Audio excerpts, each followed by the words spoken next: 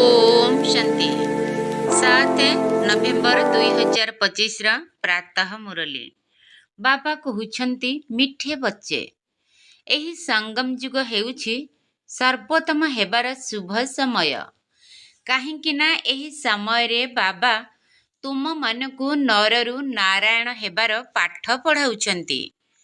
एही संगम जुग हेउछि सर्वोत्तम हेबार शुभ समय काहेकि ना एही समय रे बाबा तुम मानकु नररु नारायण हेबार पाठ पढ़ाउछंती। प्रश्न तुम संतान मानक भितरे एभली क्यों ज्ञान रहिछि जेउ कारणरु तुमे कौनसी भी परिस्थिति रे कांदी परिब नाही। तुम संतान मानक भितरे एभली क्यों ज्ञान रहिछि जेउ कारणरु तुमे कौनसी भी परिस्थिति रे कांदी परिब नाही। उत्तर तुम पाखरे एही पूर्व प्रस्तुत ड्रामार ज्ञान रहिछि। तुमे माने जानिछ जे एथिरे प्रत्येक आत्मार स्वतंत्र पाठ रहिछि। बाबा आमकु सुखर संपत्ति देउछंती, तेणु आमे पुणी किपरि कांदी परिबु। चिंता थिला ब्रह्मलोक निवासींकु पाइबार, से तो मिलिगले, बाकी कौन दरकार। बक्तावर अर्थात भाग्यवान संतान माने केबे कांदंती नाही। ओम शांति। आत्मार पिता बसी संतान मानेकु गोटिए कथा बुझाउछंती। चित्र रे मध्य एहीपरि लेखिबाकु हेबो जे त्रिमूर्ति शिव बाबा संतान मानकु बुझाउछंती। तुमे मध्य काहाकु बुझाइले कहिबो शिव बाबा एपरि कहुछंती। एही ब्रह्मा बाबा मध्य कहिबे बाबा तुमको बुझाउछंती। एठारे मनुष्य मनुष्य को बुझाउ नाहंती, किंतु परमात्मा आत्मा मानकु बुझाउछंती, अथवा आत्मा आत्मा को बुझाउछि। शिव बाबा ही ज्ञानर सागर अटंती एवं से हेउछंती रुहानी बाबा। एही समय आत्मिक संतान मानकु आत्मिक पितांक ठारू वर्षा मिलुछि। शारीरिक अहंकार एठारे छाड़िबाकु पड़ुछि।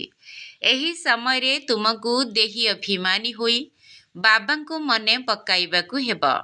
कर्म धंदा आदि भले कर, बाकी जेते समय मिलुछि निजको आत्मा भाबी बाबांकु मने पकाइले विकर्म विनाश हेबो।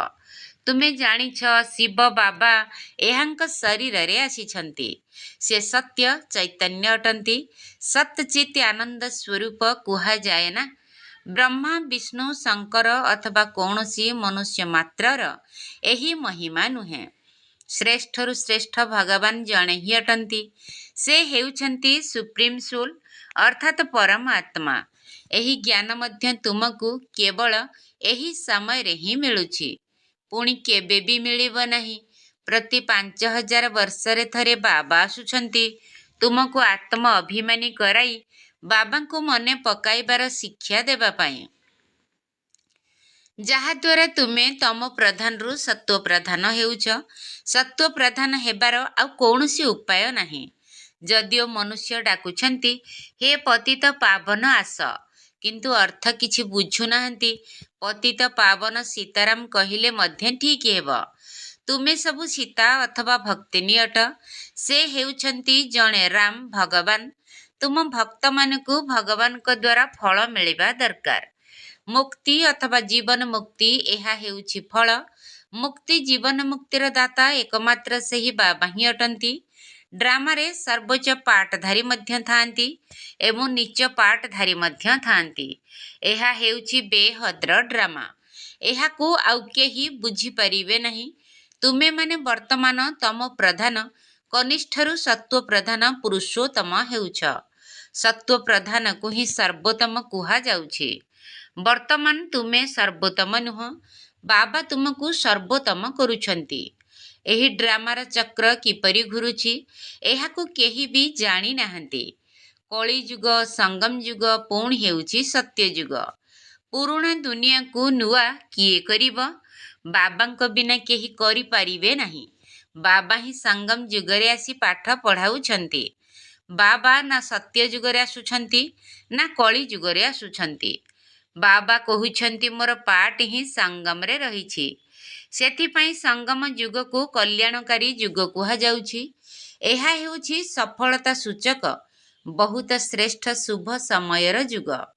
ଯେତେବେଳେ କି ବାବା ଆସି ତୁମ ସନ୍ତାନମାନଙ୍କୁ ନରରୁ ନାରାୟଣ କରାଉଛନ୍ତି। ମନୁଷ୍ୟ ତ ମନୁଷ୍ୟ ଅଟନ୍ତି, କିନ୍ତୁ ସେମାନେ ଦୈବୀ ଗୁଣଧାରୀ ହୋଇଥାନ୍ତି। ତାହାକୁ ଆଦି ସନାତନ ଦେବୀ ଦେବତା ଧର୍ମ କୁହାଯାଉଛି। ବାବା କହୁଛନ୍ତି, ମୁଁ ଏହି ଧର୍ମର ସ୍ଥାପନା କରୁଛି। ଏଥିପାଇଁ ତୁମକୁ ନିଶ୍ଚିତ ପବିତ୍ର ହେବାକୁ ପଡ଼ିବ। ପତିତ ପାବନ ଏକମାତ୍ର ବାବା ହିଁ ଅଟନ୍ତି। ବାକି ସମସ୍ତେ କନ୍ୟା ଭକ୍ତିନୀ ଅଟନ୍ତି। ପତିତ ପାବନ ସୀତାରାମ କହିବା ମଧ୍ୟ ଠିକ୍, କିନ୍ତୁ ପଛରେ ଯେଉଁ ରଘୁପତି ରାଘବ ରାଜା ରାମ କହି ଦେଉଛନ୍ତି, ତାହା ଭୁଲ ହୋଇଯାଉଛି। ମନୁଷ୍ୟ ବିନା ଅର୍ଥରେ ଯାହା ଆସୁଛି ତାହା କହିଦେଉଛନ୍ତି, ଜପ କରିବାରେ ଲାଗିଯାଉଛନ୍ତି। ତୁମେ ଜାଣିଛ, ଚନ୍ଦ୍ରବଂଶୀ ଧର୍ମର ମଧ୍ୟ ଏବେ ସ୍ଥାପନ ହେଉଛି। ବାବା ଆସି ବ୍ରାହ୍ମଣ କୂଳ ସ୍ଥାପନ କରୁଛନ୍ତି। ଏହାକୁ ରାଜବଂଶ କୁହାଯିବ ନାହିଁ। ଏହା ଏକ ପରିବାର ଅଟେ। ଏଠାରେ ନା ତୁମ ପାଣ୍ଡବଙ୍କର ନା କୌରବଙ୍କର ରାଜତ୍ୱ ରହିଛି।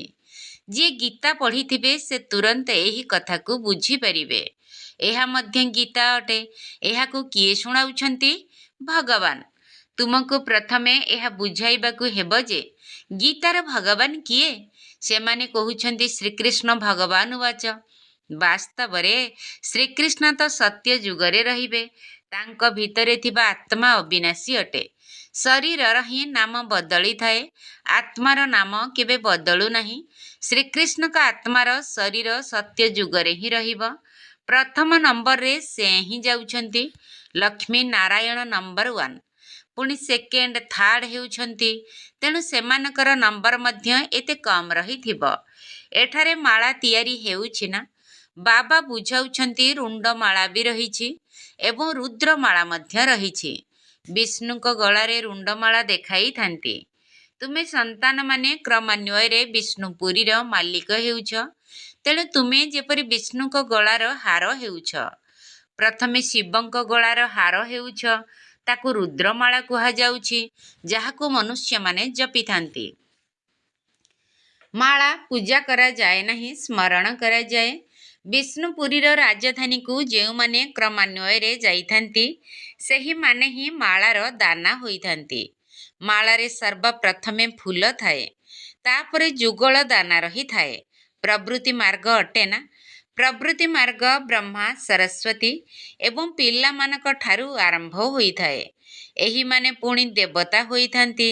ଲକ୍ଷ୍ମୀ ନାରାୟଣ ହେଉଛନ୍ତି ପ୍ରଥମ।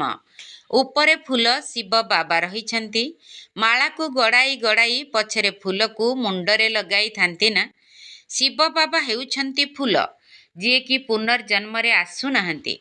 ଏହାଙ୍କ ବ୍ରହ୍ମାଙ୍କ ଶରୀରରେ ପ୍ରବେଶ କରିଥାନ୍ତି। ସେ ହିଁ ତୁମମାନଙ୍କୁ ବୁଝାଉଛନ୍ତି। ବ୍ରହ୍ମାଙ୍କର ଆତ୍ମା ତ ତାଙ୍କର ନିଜସ୍ୱ ଅଟେ। ସେ ନିଜର ଶରୀର ନିର୍ବାହ କରୁଛନ୍ତି। ତାଙ୍କର କାମ ହେଉଛି କେବଳ ଜ୍ଞାନ ଦେବା।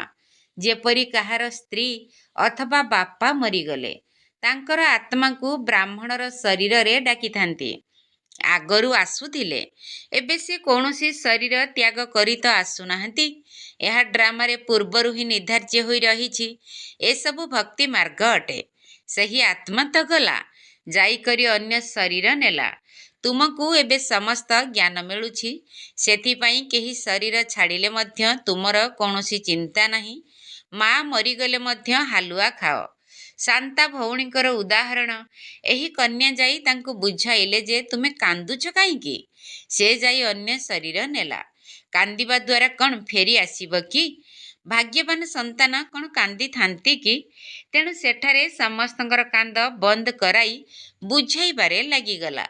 ଏହିପରି ବହୁତ କନ୍ୟାମାନେ ଯାଇ ବୁଝାଉଛନ୍ତି, ଏବେ କାନ୍ଦ ବନ୍ଦ କର। ନକଲି ବ୍ରାହ୍ମଣମାନଙ୍କୁ ମଧ୍ୟ ଖୁଆଅ ନାହିଁ। ମୁଁ ସତ୍ୟ ବ୍ରାହ୍ମଣକୁ ନେଇ ଆସୁଛି। ପୁଣି ଜ୍ଞାନ ଶୁଣିବାରେ ଲାଗିଯାଆନ୍ତି। ଭାବନ୍ତି ଇଏ ତ ଠିକ୍ କଥା କହୁଛନ୍ତି। ଜ୍ଞାନ ଶୁଣି ଶୁଣି ଶାନ୍ତ ହୋଇଯାଆନ୍ତି। 7 ଦିନ ନିମନ୍ତେ କେହି ଭାଗବତ ଆଦି ରଖିଲେ ମନୁଷ୍ୟମାନଙ୍କର ଦୁଃଖ ଦୂର ହୁଏ ନାହିଁ। ଏହି କନ୍ୟାମାନେ ତ ସମସ୍ତଙ୍କର ଦୁଃଖ ଦୂର କରି ଦେଉଛନ୍ତି। ତୁମେ ଜାଣିଛ, କାନ୍ଦିବାର କୌଣସି ଆବଶ୍ୟକତା ନାହିଁ। ଏହା ତ ପୂର୍ବ ପ୍ରସ୍ତୁତ ଡ୍ରାମା ଅଟେ। ପ୍ରତ୍ୟେକଙ୍କୁ ନିଜର ପାର୍ଟ ବଜାଇବାକୁ ହିଁ ପଡ଼ିବ। କୌଣସି ଅବସ୍ଥାରେ ବି କାନ୍ଦିବା ଅନୁଚିତ। ବେହଦର ବାବା ଶିକ୍ଷକ ଗୁରୁ ମିଳିଛନ୍ତି ଯାହାଙ୍କ ପାଇଁ ତୁମେ ଏତେ ଧକ୍କା ଖାଉଛ। ପାର ବ୍ରହ୍ମରେ ରହୁଥିବା ପରମ ପିତା ପରମାତ୍ମା ମିଳିଗଲେ ତେବେ ବାକି କ'ଣ ଦରକାର? ବାବା ସୁଖର ବର୍ଷା ଦେଉଛନ୍ତି, ତୁମେ ବାବାଙ୍କୁ ଭୁଲି ଯାଉଛ, ତେଣୁ କାନ୍ଦିବାକୁ ପଡ଼ୁଛି। ବାବାଙ୍କୁ ମନେ ପକାଇଲେ ଖୁସି ରହିବ। ଓହୋ, ଆମେ ତ ବିଶ୍ୱର ମାଲିକ ହେଉଛୁ। ପୁଣି 21 ପିଢ଼ି କେବେ କାନ୍ଦିବେ ନାହିଁ। 21 ପିଢ଼ି ଅର୍ଥାତ୍ ସମ୍ପୂର୍ଣ୍ଣ ବୃଦ୍ଧ ଅବସ୍ଥା ପର୍ଯ୍ୟନ୍ତ ଅକାଳ ମୃତ୍ୟୁ ହୁଏ ନାହିଁ। ତେଣୁ ଅନ୍ତରରେ କେତେ ଗୁପ୍ତ ଖୁସି ରହିବା ଦରକାର। ତୁମେ ଜାଣିଛ ଆମେ ମାୟା ଉପରେ ବିଜୟ ପ୍ରାପ୍ତ କରି ଜଗତ ଜିତ୍ ହେବୁ। ଅସ୍ତ୍ରଶସ୍ତ୍ରର କୌଣସି କଥା ହିଁ ନାହିଁ। ତୁମେ ହେଉଛ ଶିବଶକ୍ତି। ତୁମ ପାଖରେ ଅଛି ଜ୍ଞାନ କଟୁରୀ, ଜ୍ଞାନ ବାଣ। ସେମାନେ ପୁଣି ଭକ୍ତି ମାର୍ଗରେ ଦେବୀମାନଙ୍କୁ ସ୍ଥୂଳ ବାଣ ଖଣ୍ଡା ଆଦି ଦେଇଛନ୍ତି। ବାବା କହୁଛନ୍ତି ଜ୍ଞାନ ତରବାରୀ ଦ୍ୱାରା ବିକାରକୁ ଜିତିବାକୁ ହେବ। ବାକି ଦେବୀମାନେ କ'ଣ ହିଂସ୍ରକ ଅଟନ୍ତି କି? ଏସବୁ ହେଉଛି ଭକ୍ତି ମାର୍ଗ। ସାଧୁ ସନ୍ଥ ଆଦି ନିବୃତ୍ତି ମାର୍ଗୀ ଅଟନ୍ତି। ସେମାନେ ପ୍ରବୃତ୍ତି ମାର୍ଗକୁ ମାନନ୍ତି ହିଁ ନାହିଁ। ତୁମେ ତ ସାରା ପୁରୁଣା ଦୁନିଆର ଏବଂ ପୁରୁଣା ଶରୀରର ସନ୍ନ୍ୟାସ କରୁଛ। ଏବେ ବାବାଙ୍କୁ ମନେ ପକାଇଲେ ଆତ୍ମା ପବିତ୍ର ହୋଇଯିବ, ଜ୍ଞାନର ସଂସ୍କାର ସାଥିରେ ନେଇଯିବ। ସେହି ଅନୁସାରେ ନୂଆ ଦୁନିଆରେ ଜନ୍ମ ନେବ। ଯଦି ଏଠାରେ ବି ଜନ୍ମ ନେବ ତେବେ ଭଲ ଘରେ, ରାଜାଙ୍କ ନିକଟରେ ଅଥବା ଧାର୍ମିକ ଘରକୁ ଏହି ସଂସ୍କାର ନେଇକରି ଯିବ। ସମସ୍ତଙ୍କର ସ୍ନେହୀ ହେବ। କହିବେ ଇଏ ତ ଦେବୀ ଅଟନ୍ତି। ଶ୍ରୀକୃଷ୍ଣଙ୍କର ମହିମାର କେତେ ଗାୟନ କରୁଛନ୍ତି। ବାଲ୍ୟାବସ୍ଥାରେ ଦେଖାଇଥାନ୍ତି ଲହୁଣୀ ଚୋରାଇଲେ, ମାଠିଆ ଭାଙ୍ଗିଲେ, ଏପରି କଲେ, କେତେ କଳଙ୍କ ଲଗାଇ ଦେଇଛନ୍ତି। ଆଚ୍ଛା, ପୁଣି ଶ୍ରୀକୃଷ୍ଣଙ୍କୁ ଶ୍ୟାମଳ କାହିଁକି କରି ଦେଇଛନ୍ତି? ସେଠାରେ ତ ଶ୍ରୀକୃଷ୍ଣ ଗୋରା ହେବେ ନା, ଖାଲି ଶରୀର ଏବଂ ନାମ ବଦଳି ଚାଲିବ। ଶ୍ରୀକୃଷ୍ଣ ତ ସତ୍ୟଯୁଗର ପ୍ରଥମ ରାଜକୁମାର ଥିଲେ, ତାଙ୍କୁ କାହିଁକି ଶ୍ୟାମଳ କରି ଦେଇଛନ୍ତି? କେବେ ହେଲେ କେହି କହିପାରିବେ ନାହିଁ। ସେଠାରେ ସାପ ଆଦି ରହିବ ନାହିଁ ଯିଏକି କଳା କରିଦେବ। ଏଠାରେ ବିକାର ରୂପକ ବିଷ ଢଳିଗଲେ କଳା ହୋଇଯାଉଛନ୍ତି। ଏଠାରେ ବିକାର ରୂପକ ବିଷ ଚଢ଼ିଗଲେ କଳା ହୋଇଯାଉଛନ୍ତି। ସେଠାରେ ଏପରି କଥା ହୋଇପାରିବ ନାହିଁ। ତୁମେ ଏବେ ଦୈବୀ ସମ୍ପ୍ରଦାୟର ହେବାକୁ ଯାଉଛ। ଏହି ବ୍ରାହ୍ମଣ ସମ୍ପ୍ରଦାୟ ବିଷୟରେ କାହାକୁ ହେଲେ ଜଣା ନାହିଁ। ପ୍ରଥମେ ବାବା ବ୍ରହ୍ମାଙ୍କ ଦ୍ୱାରା ବ୍ରାହ୍ମଣମାନଙ୍କୁ ପୋଷ୍ୟ କରୁଛନ୍ତି। ପ୍ରଜାପିତା ଅଟନ୍ତି, ତେଣୁ ତାଙ୍କର ପ୍ରଜା ମଧ୍ୟ ଢେର ହେବେ। ବ୍ରହ୍ମାଙ୍କର କନ୍ୟା ସରସ୍ୱତୀଙ୍କୁ କୁହାଯାଏ, ସ୍ତ୍ରୀ ତ ନୁହନ୍ତି। ଏ କଥା କାହାକୁ ହେଲେ ଜଣା ନାହିଁ। ପ୍ରଜାପିତା ବ୍ରହ୍ମାଙ୍କର ତ ମୁଖ ବଂଶାବଳୀ ଅଟନ୍ତି, ସ୍ତ୍ରୀର କଥା ହିଁ ନାହିଁ। ଏହାଙ୍କ ଶରୀରରେ ବାବା ପ୍ରବେଶ କରି କହୁଛନ୍ତି, ତୁମେ ମୋର ସନ୍ତାନ ଅଟ। ମୁଁ ୟାଙ୍କର ନାମ ବ୍ରହ୍ମା ରଖିଛି। ଯେଉଁମାନେ ବି ସନ୍ତାନ ହୋଇଛନ୍ତି ସମସ୍ତଙ୍କର ନାମ ବଦଳାଇଛି। ତୁମେ ସନ୍ତାନମାନେ ଏବେ ମାୟା ଉପରେ ବିଜୟ ପ୍ରାପ୍ତ କରୁଛ। ଏହାକୁ କୁହାଯାଉଛି ହାରିବା ଏବଂ ଜିତିବାର ଖେଳ। ବାବା କେତେ ଶସ୍ତା ସଉଦା କରାଉଛନ୍ତି, ତଥାପି ବି ମାୟା ହରାଇ ଦେଉଛି। ତେଣୁ ବାବାଙ୍କ ହାତ ଛାଡ଼ି ପଳାଇ ଯାଉଛନ୍ତି। 5 ବିକାର ରୂପେ ମାୟା ହରାଇ ଦେଉଛି। ଯାହାଙ୍କ ଭିତରେ 5 ବିକାର ଥାଏ ସେହିମାନଙ୍କୁ ହିଁ ଆସୁରୀ ସମ୍ପ୍ରଦାୟ ବୋଲି କୁହାଯାଏ। ମନ୍ଦିରରେ ଦେବୀମାନଙ୍କ ଆଗରେ ଯାଇ ମହିମା ଗାନ କରିଥାନ୍ତି, ଆପଣ ସର୍ବଗୁଣ ସମ୍ପନ୍ନ। ବାବା ତୁମ ସନ୍ତାନମାନଙ୍କୁ ବୁଝାଉଛନ୍ତି, ତୁମେ ହିଁ ପୂଜ୍ୟ ଦେବତା ଥିଲ, ପୁଣି 63 ଜନ୍ମ ପୂଜାରୀ ହେଲ, ଏବେ ପୁଣି ପୂଜ୍ୟ ହେଉଛ। ବାବା ପୂଜ୍ୟ କରାଉଛନ୍ତି, ରାବଣ ପୂଜାରୀ କରାଉଛି। ଏହି କଥା କୌଣସି ଶାସ୍ତ୍ରରେ ନାହିଁ। ବାବା କୌଣସି ଶାସ୍ତ୍ର ଆଦି ପଢ଼ି ନାହାନ୍ତି। ସେ ତ ହେଉଛନ୍ତି ଜ୍ଞାନର ସାଗର, ୱାର୍ଲଡ ଅଲମାଇଟି ଅଥରିଟି ଅଟନ୍ତି। ଅଲମାଇଟି ଅର୍ଥାତ୍ ସର୍ବଶକ୍ତିମାନ। ବାବା କହୁଛନ୍ତି, ମୁଁ ସମସ୍ତ ବେଦ ଶାସ୍ତ୍ର ଆଦିକୁ ଜାଣିଛି। ଏସବୁ ହେଉଛି ଭକ୍ତି ମାର୍ଗର ସାମଗ୍ରୀ। ମୁଁ ଏସବୁ କଥାକୁ ଜାଣିଛି। ଦ୍ୱାପରରୁ ହିଁ ତୁମେ ପୂଜାରୀ ହେଉଛ। ସତ୍ୟଯୁଗ ତ୍ରେତା ଯୁଗରେ ତ ପୂଜା ହେଉନାହିଁ। ତାହା ହେଉଛି ପୂଜ୍ୟ କୂଳ, ତାପରେ ପୁଣି ପୂଜାରୀ କୂଳ ହେଉଛି। ବର୍ତ୍ତମାନ ସମୟରେ ସମସ୍ତେ ପୂଜାରୀ ଅଟନ୍ତି। ଏ କଥା କାହାକୁ ଜଣା ନାହିଁ। ବାବା ହିଁ ଆସି 84 ଜନ୍ମର କାହାଣୀ ବତାଉଛନ୍ତି। ପୂଜ୍ୟ ପୂଜାରୀ ଏହି ସାରା ଖେଳ ତୁମ ଉପରେ ହିଁ ଆଧାରିତ। ହିନ୍ଦୁ ଧର୍ମ କହି ଦେଉଛନ୍ତି ନା, ବାସ୍ତବରେ ତ ଭାରତରେ ଆଦି ସନାତନ ଦେବୀ ଦେବତା ଧର୍ମ ଥିଲା, ହିନ୍ଦୁ ନୁହେଁ। କେତେ କଥା ବୁଝାଇବାକୁ ପଡ଼ୁଛି। ଏହି ପାଠପଢ଼ା ହେଉଛି ଗୋଟିଏ ସେକେଣ୍ଡର। ତଥାପି କେତେ ସମୟ ଲାଗିଯାଉଛି। କୁହାଯାଏ ସାଗରକୁ ସ୍ୟାହୀ ଆଉ ସାରା ଜଙ୍ଗଲକୁ କଲମ କଲେ ମଧ୍ୟ ଶେଷ ହୋଇପାରିବ ନାହିଁ। ଅନ୍ତିମ ସମୟ ପର୍ଯ୍ୟନ୍ତ ତୁମକୁ ଜ୍ଞାନ ଶୁଣାଉଥିବେ। ତୁମେ ଏହାର କେତେ ବହି ତିଆରି କରିବ। ଆରମ୍ଭରେ ମଧ୍ୟ ବାବା ସକାଳୁ ସକାଳୁ ଉଠି ଲେଖୁଥିଲେ, ପୁଣି ମମା ଶୁଣାଉଥିଲେ। ସେବେଠାରୁ ଛପା ହୋଇ ଆସୁଛି। କେତେ କାଗଜ ନଷ୍ଟ ହୋଇଥିବ। ଗୀତା ତ କେତେ ଛୋଟ। ଗୀତାର ଲକେଟ୍ ମଧ୍ୟ ତିଆରି କରିଥାନ୍ତି। ଗୀତାର ବହୁତ ପ୍ରଭାବ ରହିଛି, କିନ୍ତୁ ଗୀତା ଜ୍ଞାନ ଦାତାଙ୍କୁ ଭୁଲି ଯାଇଛନ୍ତି। ଆଚ୍ଛା, ମିଠା ମିଠା ଶିଖିଲ ଧେ ସନ୍ତାନମାନଙ୍କ ପ୍ରତି ମାତା ପିତା ବାପ ଦାଦାଙ୍କର ମଧୁର ସ୍ନେହ ସମ୍ପନ୍ନ ଶୁଭେଚ୍ଛା ଏବଂ ସୁପ୍ରଭାତ। ଆତ୍ମିକ ପିତାଙ୍କର ଆତ୍ମିକ ସନ୍ତାନମାନଙ୍କୁ ନମସ୍ତେ। ଆମ ଆତ୍ମିକ ସନ୍ତାନମାନଙ୍କର ଆତ୍ମିକ ବାପ ଦାଦାଙ୍କୁ ନମସ୍ତେ ନମସ୍ତେ ନମସ୍ତେ ଏବଂ ସୁପ୍ରଭାତ। ଧାରଣା ପାଇଁ ମୁଖ୍ୟ ସାର। ପ୍ରଥମ ପଏଣ୍ଟ, ଜ୍ଞାନର ତରବାରୀ ଦ୍ୱାରା ବିକାର ଉପରେ ବିଜୟ ପ୍ରାପ୍ତ କରିବାକୁ ହେବ। ଜ୍ଞାନର ସଂସ୍କାର ନିଜ ଭିତରେ ଭରିବାକୁ ହେବ। ପୁରୁଣା ଦୁନିଆ ଏବଂ ପୁରୁଣା ଶରୀରକୁ ସନ୍ନ୍ୟାସ କରିବାକୁ ହେବ। ଜ୍ଞାନର ତରବାରୀ ଦ୍ୱାରା ବିକାର ଉପରେ ବିଜୟ ପ୍ରାପ୍ତ କରିବାକୁ ହେବ। ଜ୍ଞାନର ସଂସ୍କାର ନିଜ ଭିତରେ ଭରିବାକୁ ହେବ। ପୁରୁଣା ଦୁନିଆ ଏବଂ ପୁରୁଣା ଶରୀରର ସନ୍ନ୍ୟାସ କରିବାକୁ ହେବ। ଦ୍ୱିତୀୟ ପଏଣ୍ଟ, ଭାଗ୍ୟବାନ ହେବାର ଖୁସିରେ ରହିବାକୁ ହେବ। କୌଣସି ବି କଥାର ଚିନ୍ତା କରିବାର ନାହିଁ। ଯଦି କେହି ଶରୀର ଛାଡ଼ି ଦିଅନ୍ତି, ତେବେ ବି ଦୁଃଖର ଲୁହ ଗଡ଼ାଇବାର ନାହିଁ। ଭାଗ୍ୟବାନ ହେବାର ଖୁସିରେ ରହିବାକୁ ହେବ। କୌଣସି ବି କଥାର ଚିନ୍ତା କରିବାର ନାହିଁ। ଯଦି କେହି ଶରୀର ଛାଡ଼ି ଦିଅନ୍ତି, ତେବେ ବି ଦୁଃଖର ଲୁହ ଗଡ଼ାଇବାର ନାହିଁ।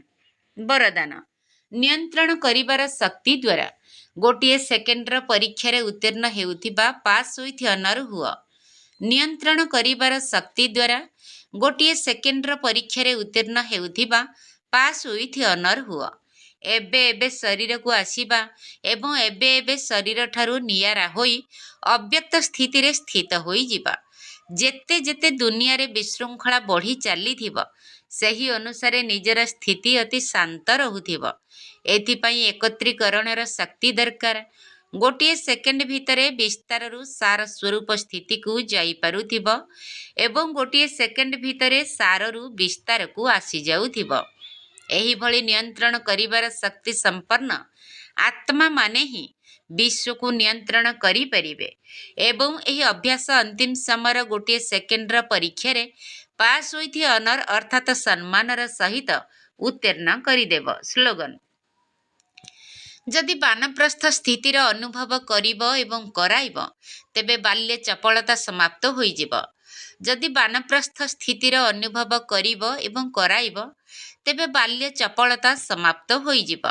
ଅବ୍ୟକ୍ତ ଇସାରା, ଅଶରୀରୀ ଅଥବା ବିଦେହୀ ସ୍ଥିତିର ଅଭ୍ୟାସକୁ ବଢ଼ାଅ। ବିଦେହୀ ହେବାରେ ହେ ଅର୍ଜୁନ ହୁଅ। ଅର୍ଜୁନଙ୍କ ବିଶେଷତା ହେଲା ସଦା ସର୍ବଦା ବିନ୍ଦୁ ରୂପର ସ୍ମୃତି ସ୍ୱରୂପ ହୋଇ ବିଜୟୀ ହୋଇଥିଲେ। ଏହିଭଳି ନଷ୍ଟ ମହାସ୍ମୃତି ସ୍ୱରୂପ ହେଉଥିବା ଅର୍ଜୁନ ହୁଅ। ସର୍ବଦା ଗୀତା ଜ୍ଞାନ ଶୁଣିବା ଏବଂ ମନନ କରିବା ବାଲା ଅର୍ଜୁନ ହୁଅ। ଏହିଭଳି ବିଦେହୀ ବଞ୍ଚିଥିଲେ ମଧ୍ୟ ସମସ୍ତେ ମୃତ ଅଟନ୍ତି। ଏହିଭଳି ବେହଦର ବୈରାଗ୍ୟ ବୃତ୍ତି ବାଲା ଅର୍ଜୁନ ହୁଅ। ଓମ୍ ଶାନ୍ତି।